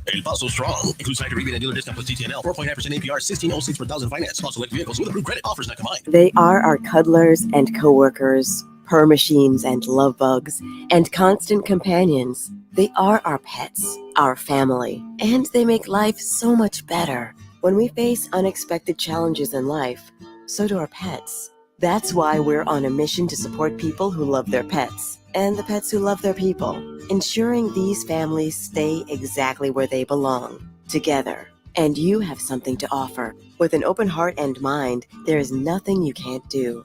There's no gesture too small or too big when it comes to helping. Whether donating a bag of kibble, sharing an Instagram post of a lost cat, or welcoming a foster pet into your home, every bit of kindness counts. You can help keep pets and people together. Visit petsandpeopletogether.org to learn how to be a helper in your community. This has been a public service announcement brought to you by Maddie's Fund, the Humane Society of the United States, and the Ad Council. News Radio 690 KTSM El Paso. Live from the KTSM AM 690 studios, it's Talk El Paso with Andrew J. Polk. To be a part of the show, call 915-544-KTSM or follow on Facebook at facebook.com/Talk El Paso. Now here's your host, Andrew J. Polk. Thank you all so very much for joining us here for Talk El Paso, airing live on News Radio 690 KTSM. I'm your host, Andrew J. Polk. Thank you for tuning in, however you may be doing so, be it on air, online, live streaming through the free and reliable iHeartRadio app, or joining us over on the various social media pages, Facebook, YouTube, Twitter, and Twitch, either under Talk El Paso or Andrew J. Polk. And a lot of conversation going on in a lot of different ways. It is Free For All Friday, after all, and yeah, Bernadette Bandicole, that's the best way I can think to put it. FFAF, Free For All Friday, never disappoints. I feel like with that way about most shows, but yeah, Friday is definitely a highlight of the week, at least for me, for a lot of people, I'm sure. But in any case, also, I was chastised ever so briefly earlier by apparently saying that I had missed your, where is it? Don't believe it got dinged when I proudly announced I voted. So I'm pretty sure we did, but in case I missed it, there you go. Another voter gets their wings. All right, let's go ahead and get right back to those phone lines now. Again, full up at the moment. Just keep that number handy. 915-544-5876, 544-KTSM. Okay, one quick question I'll get on here. James Radcliffe asking, aren't solar panels made of petroleum? I'm not going to be 100% on all of the products going into it. There's you got like rubber gaskets. Yeah, that would be potentially petroleum products, but it's mostly like the rare earth elements. I mean, what are we talking about coming out of the Congo? Was that chromium, cadmium, one of those? The mining that goes into this is significant, and the fact that there aren't any recycling processes currently also makes it, there are logistical questions, and something that, frankly, other countries, namely China, have been working very diligently out of trying to tie up those markets, both for the battery components, might also be conflating those a little bit, but then just the ability to build them overall. So, there's a lot that goes into it, but we'll continue talking about this. One other comment real quick, Louis Pinato saying, I don't see how the city could ever afford such a purchase if bonds or certificates of obligation be issued, would buy them since we're already underwater financially. The amount of indebtedness the city is in varies in estimates from hundreds of millions, so I think close to $1 billion in terms of outstanding bonds, et cetera, those kind of things. And yeah, the $8 to $9 billion purchase price that has been put forth and is getting talked about a bunch would seem to be, I would be very interested to see actually the outcome of a study like that. So much of that for the record. Anyway, let's go ahead and get back to those phone lines now. We do have, I believe, Joe on the east side with us right now. Joe, thanks for joining us. Thank you. Listen, this Democrats, all of them are in denial. They got the socialist, communist president trying to run this country, and this Democrats are all blind to the fact that the guy is not doing the job. 76% of his Democratic Party don't want him to run. I don't know what world they live in, but they're completely out of touch with this president. This in the January the 6th insurrection that they talk about is not comparable to anything that this guy on 5 or 6 states burned buildings down. People are moving out of there because those guys keep breaking windows and stealing jewelry, doing everything under the sun they're not supposed, and you can't arrest them. This is a Biden policy. And they're like this everywhere. All these Democrats, I don't know what world they living in, but they're all confused. Like this guy arguing with you, if that Proposition UK was so good, everybody would be voting for it. I don't think the guy's done his homework on anything. He's just a regular, Democrat. Follow the leader, and they got a terrible leader. This Biden hadn't done anything, and he says this week or last week when he said he's going to run for re-election and get through with the job. What job is he talking about? He's put this damn country in the worst financial situation that we can be in, and he's going to finish a job. The job he's going to finish is turning them this country to get it to China. That's what he's doing. He's been compromised. The FBI has been compromised, protecting Biden. This started with Obama. And this guy can't see what the hell is going on. And they ought to see and put the news once in a while in Fox, find out the truth. Find out the truth, see what they're doing and what they're up to. Right now, I don't think I'm not a Democrat and I'm not a Republican. I'm an independent. Okay. I go for the guy. That's what I go for. Not but the partyship. I go for the guy because I got morals that I keep to myself, and I'm not going to vote for somebody that's Catholic and pro-choice. Okay, that's all I got to say. Yeah, well, sure. Thank you very much. Yeah, that's the thing. Thanks for the point in the call. Do appreciate it. Bye. Frankly, that's the way I tend to think about things is, okay, regardless of party affiliation, regardless of what they're saying that, oh, you should vote for me because I'm adjacent to these other people or ideals. Like, what are you actually putting forth? Again, policy. That is, it can end up leading you down a wonky path. Wonk in the, what's the actual origin of that phrase? It's the backwards of know, K-N-O-W, like things. Anyway, that's down a rabbit hole. Point is that actually analyzing and seeing okay, what is your plan and how will you effectuate it is pretty much how I, across the board, from local all the way up to federal, end up judging the candidates and or what might be possible for them to actually do. And then there's like reasonableness, like, okay, you've got this plan, but like how feasible is it actually to go through if it makes up of, Congress or other things. So there's a whole lot of levels I go through anyway, and would certainly encourage others to take a same level of consideration, particularly when we do the local interviews, when we have those candidates on, when we have the time to do the candidates on here. As again, I'm a little bit not totally happy with the way we've had this one displayed, but it's been a busy season, y'all, so I'll take that L if I have to. But in any case, yeah, no, appreciate the point in the call. Let's get to at least one more call this segment. We do have Frankie. I'm going to see you on the line with us right now. Frankie, thanks for joining us. Well, hallelujah. You're back. Mm-hmm. You need to do something to preserve your physical wherewithal instead of getting sick all the time. Now, maybe it's bad booze you're drinking. I don't know what kind of thing you're drinking, but you can't do this. I mean, you got a responsibility, Andrew. Now, let me say this. Completely understand. I heard yesterday when you were off, this Matthew Rodriguez guy, right? Going on, and he was totally against the Proposition K. I got that part. Sure. Along with at least 3 of your callers that want to vote no. I don't know how many other people out there. Now, let me say this. Maybe under the circumstances, it's probably a better thing that this whole thing goes crashing down. For the reasons that I've said many times before, this was poorly thought out. If they got that many people against this proposal, Proposition K specifically, then somebody did not do their homework. If you got these many people against it, then there's these avenues of arguments that you can have. Why? The big why. Why are you so against it? And if these people out there, the Sun City, whatever the what a proponent people. Oh, Sunrise El Paso. Why?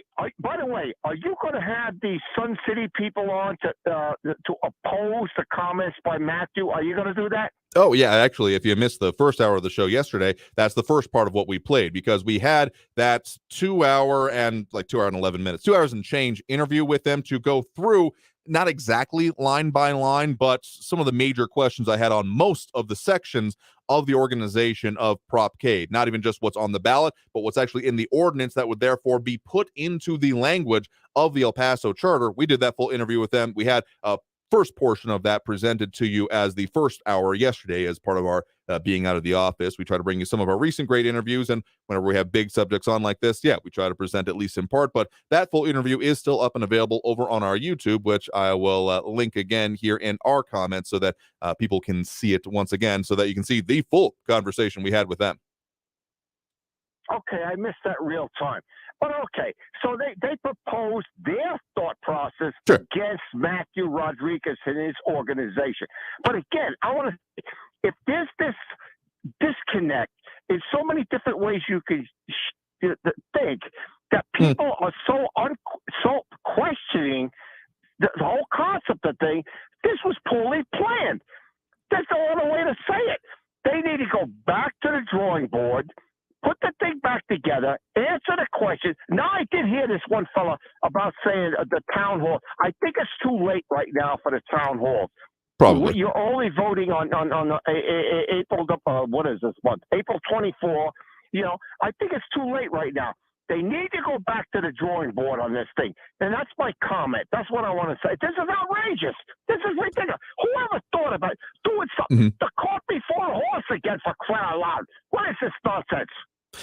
I mean, I think, specifically 2 parts that you bring up there, both on the, complicated nature of it, and has been brought up previously by other callers, let's just put it that way. The idea that if there are significant savings that could be realized, that being implemented on its own, and frankly, also the study. I wouldn't see anything besides the fact that there would be language further promoting it along. Again, the all available efforts made to purchase and or municipalize the public utility known as El Paso Electric. I mean, that kind of a study, as much as, if I saw that come up individually, given all of this, it may have a not good chance, maybe in a few years' time, maybe. But putting that up on its own, I'm not saying that, again, I fully would expect that proponents would totally be saying, hey, we need to do all of this to make sure all of the goals are achieved. But what I would say is that, I mean, particularly those, at least those two aspects, I could see coming up particularly on their own and being good that way. And I think, okay, yep, lost Frankie there. So thank you for the point and the call there. But I mean, I think we'll see what happens as we get closer to May 6th. I don't think we're going to be able to do a live election night show on that, but we will certainly be bringing you updates on that, immediate next show, which will be then on Monday, as then election day is a Saturday this year. So overdue for that next break now. So appreciate the point in the call. Sorry if we got you disconnected there, but in any case, back after this break with more Talk El Paso. So remember that phone number, 915-544-5876, 915-544 KTSM. Back after this break with more Talk El Paso here on News Radio 690 KTSM. Stay tuned.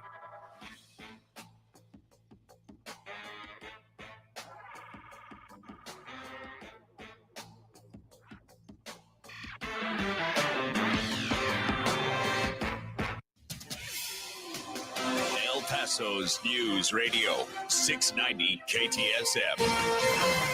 Hello, everyone. This is Robert Olguin with your KFOX 14 news update. Hundreds of migrants continue to congregate south of downtown El Paso. Outside of Sacred Heart Church, hundreds are back on the sidewalk, and the same is true outside of the Opportunity Center for the Homeless. Both shelters say they're at capacity. Most of the migrants who are on the streets are unable to seek help in the city or county of El Paso due to their undocumented status. Many admit to coming into the U.S. illegally. Congresswoman Veronica Escobar said that local organizations should try to get the migrants to the county's facility that would help them locate sponsors and get them out of El Paso. The El Paso Border Patrol says it's aware of the encampments, but agents do not make arrests at churches, schools, or shelters. An El Paso man was arrested and charged with aggravated sexual assault of a child. El Paso County deputies arrested 20-year-old Brian Armendariz on Thursday. Armendariz was taken into custody and booked into the El Paso County Jail on a $35,000 bond. This has been your KFOX 14 news update. I'm Robert Olguin. News Radio 690. Traffic all day. We have a few new accidents on our freeways to report. On I-10 eastbound at Trans Mountain, there's an accident. Also one on US 54 and Fred Wilson. We've seen some stop-and-go traffic on I-10 westbound between Airway and Chelsea, and some slow traffic on I-10 eastbound between Trans Mountain and Mesa Street. I'm Valina with El Paso traffic. From the CBS 4 Warn Weather Center, this is forecaster Nasai Mancini. Well, folks, we're in for a windy day today. We're going to see those north winds around 25 to 35 miles an hour. A little bit of those partly cloudy skies. We'll see a little bit of a cool down for your Saturday, but a warm up for your Sunday. And then next Monday and Tuesday looking pretty warm as well. We actually see a little bit of rain making its way into the forecast on Wednesday and Thursday. Head on over to CBS4Local.com for the latest forecast. This report is sponsored by the Truth with Lisa Booth podcast. We live in a society where race trumps merit. New York Times bestselling author Heather McDonald joins me on the Truth with Lisa Booth to talk about why it matters. Listen to the Truth with Lisa Booth every Monday and Thursday, but you can listen throughout the week on the iHeartRadio app, Apple Podcasts, or wherever you get your podcasts. You probably already know that Rosetta Stone is one of the best ways to learn a language.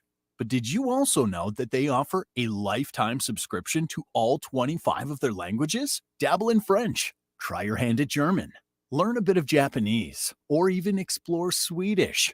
And right now, you can get 40% off Rosetta Stone's lifetime unlimited subscription.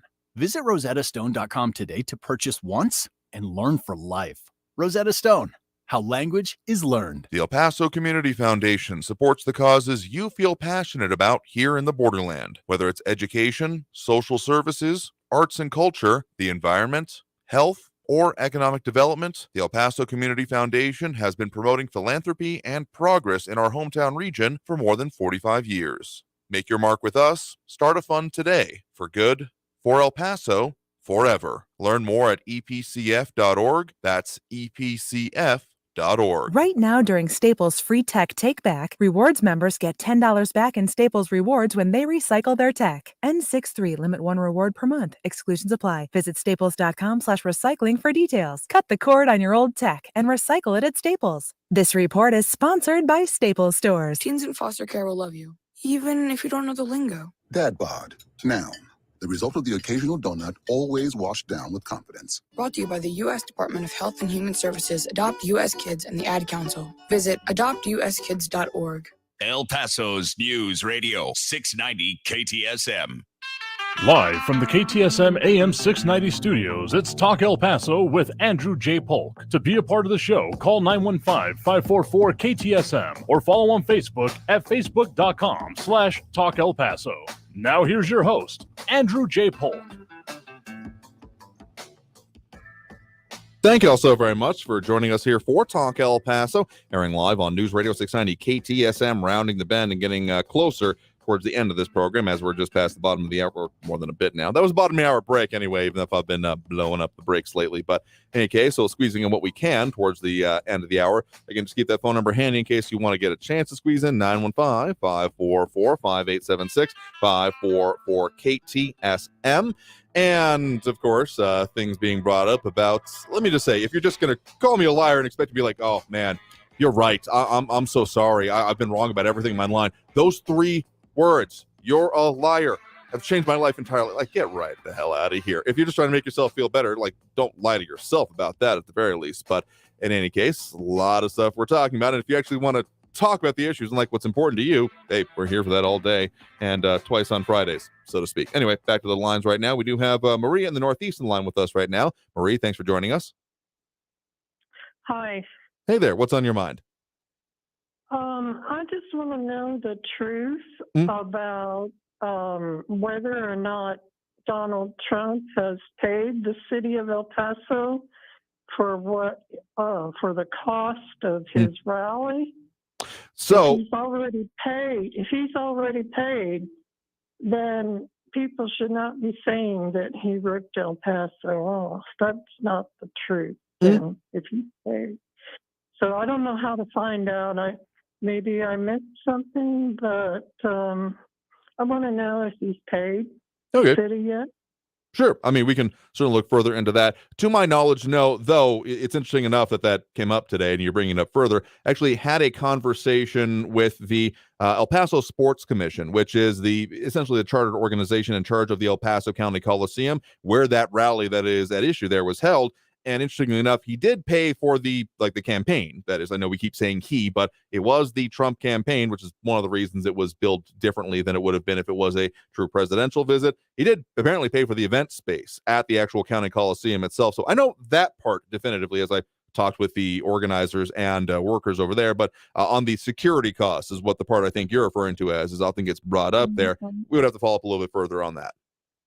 Yeah, because if, people should not be saying that he ripped the city off if he's paid. Yep, fair enough. So thank you for trying to find that out for me. Yeah, sure thing. Well, thank you for the point in the call. Do appreciate it. Okay, bye. All right, you have a good weekend there. Also, let's get to again squeezing what we can before the end of the show. We do have Brandon on the west side with us right now. Brandon, thanks for joining us. Hey, Andrew, how are you doing? Doing all right there. What's on your mind? I just wanted to make a point about, I voted against Proposition K, and I think the vast majority of people voting were against Proposition K too. Okay. But I think the whole thing is based on a false premise, and that is climate change that is caused by man. It's not.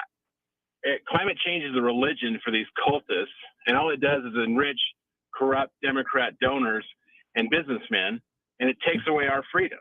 Okay? The sun is the biggest controller of the Earth's climate, and none of the models ever factor in the sun.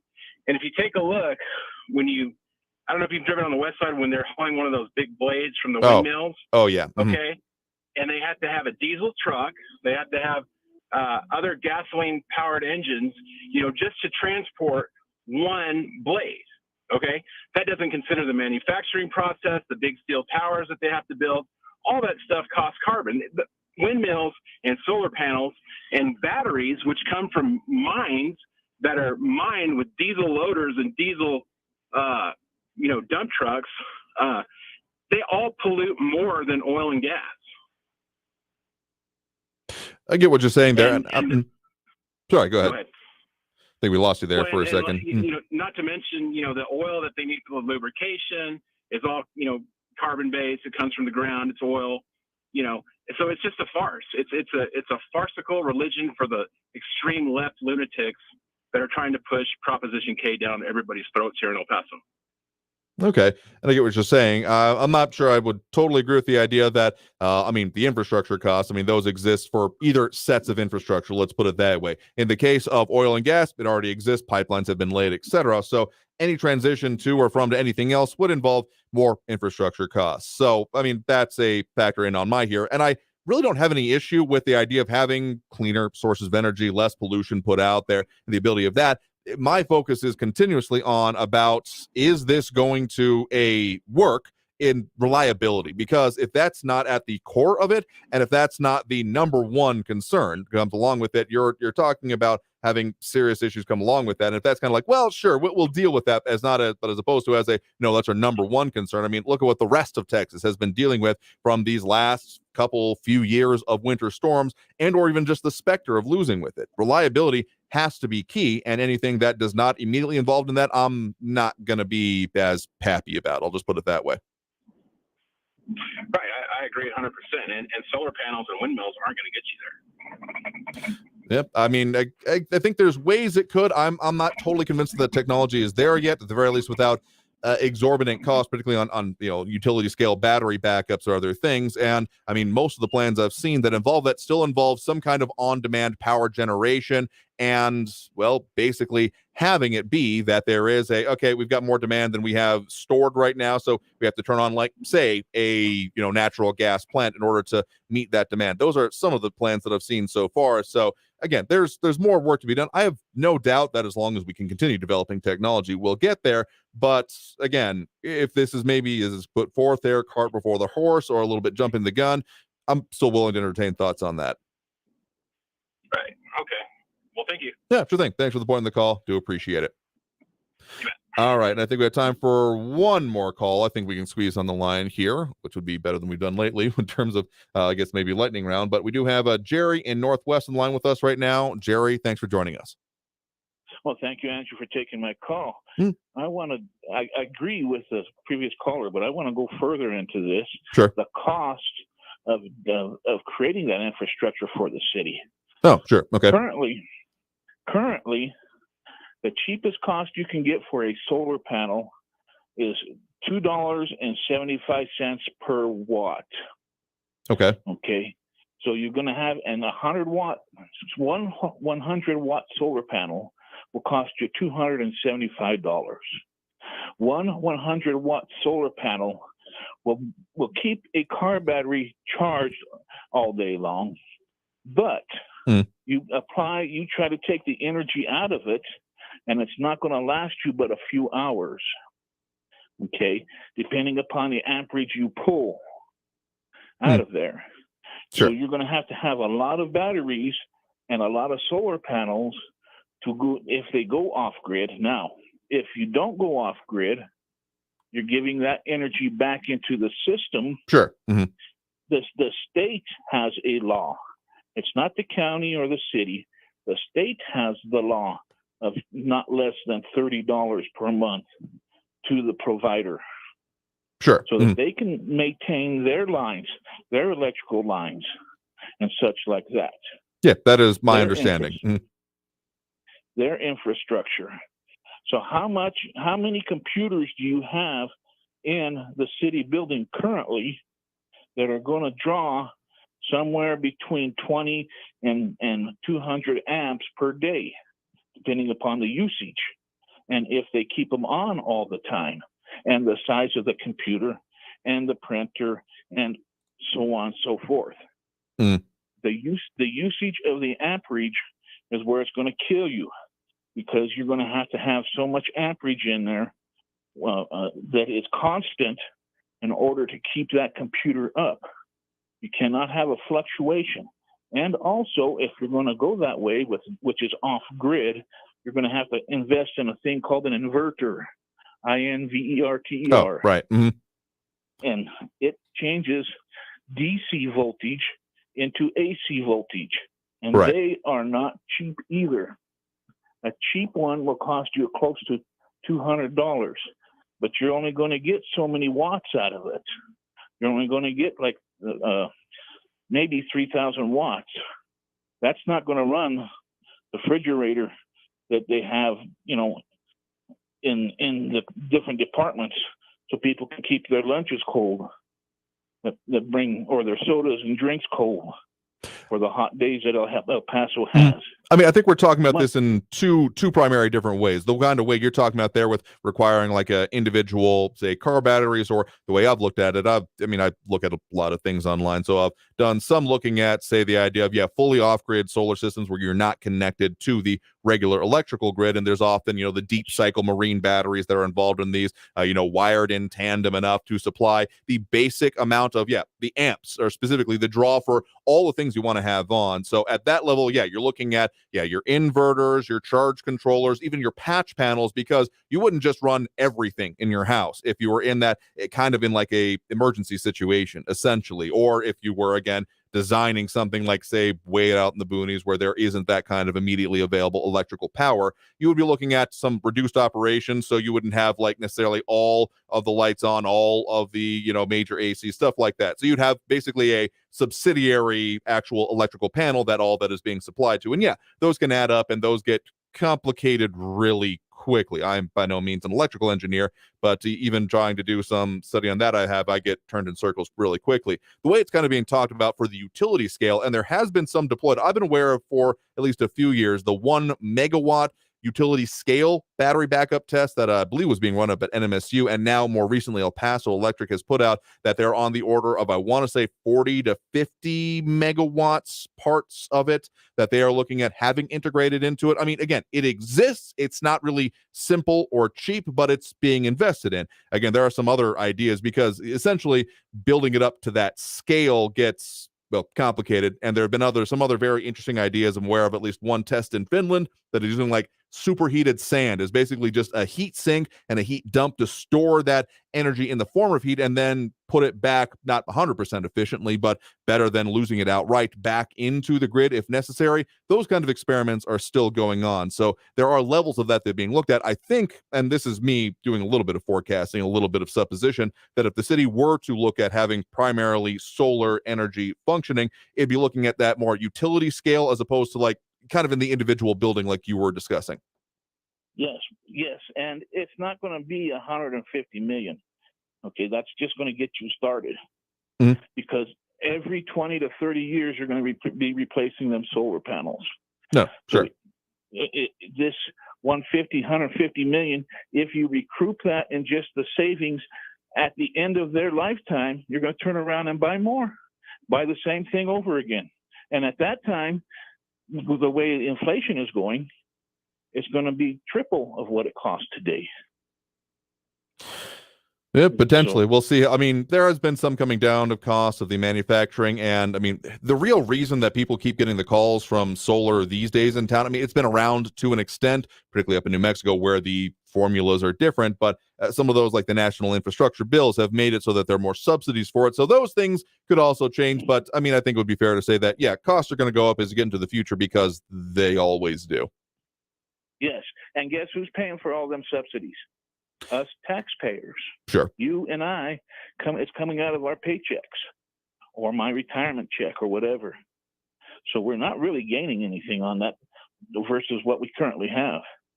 So anyway, that's my 2 cents worth. Yeah, sure thing. And if anybody's interested, there is a list of things and accomplishments on Donald Trump on the computer while he did that while he was in the White House, and it's part of whitehouse.gov. And if you go look at that, you'll look at that, and it's pages and pages long. And it's easy to counter Raul if you just read that off of there and see how well we were doing versus what's going on today. We've had 4 to 5 banks close under the Biden administration, which did not happen under the Trump administration. Okay. Plus, we are at an interest rate above 7.5%, and an inflation rate almost the same. So I don't know about you, but my credit cards are way up there in percentage. And I've never missed a payment on a credit card. Never in my lifetime. I mean, we've seen the interest rates rising, so that's not been surprising to me. But tell you what, we're getting close to the end of the show here, so I think we're going to have to end it there. So appreciate the point in the call. You have a good one there. Thank you. You have a good one, too. Oh, I forgot to mention about your show on Saturday. I'm sorry to hear that you're losing. Lose the History Channel. We're not on that quite yet, but let's just say we'll have some more announcements coming to this on the History Show tomorrow, but we'll mention that right now. Okay. Thank you, sir. All right. Have a Sure good thing. day. Thank you very much. Do appreciate it. So tell you what, I think we're actually pretty much out of time here for this show. I don't think we can go away and come back for the break. So let's go ahead and end it there for now. So, of course, a couple of things we're working on for you. More on actually provide some conversations about the Central Appraisal District. What is going on with that? And, of course, that being the organization that sets your property valuations. Yeah, a lot of focus on that lately.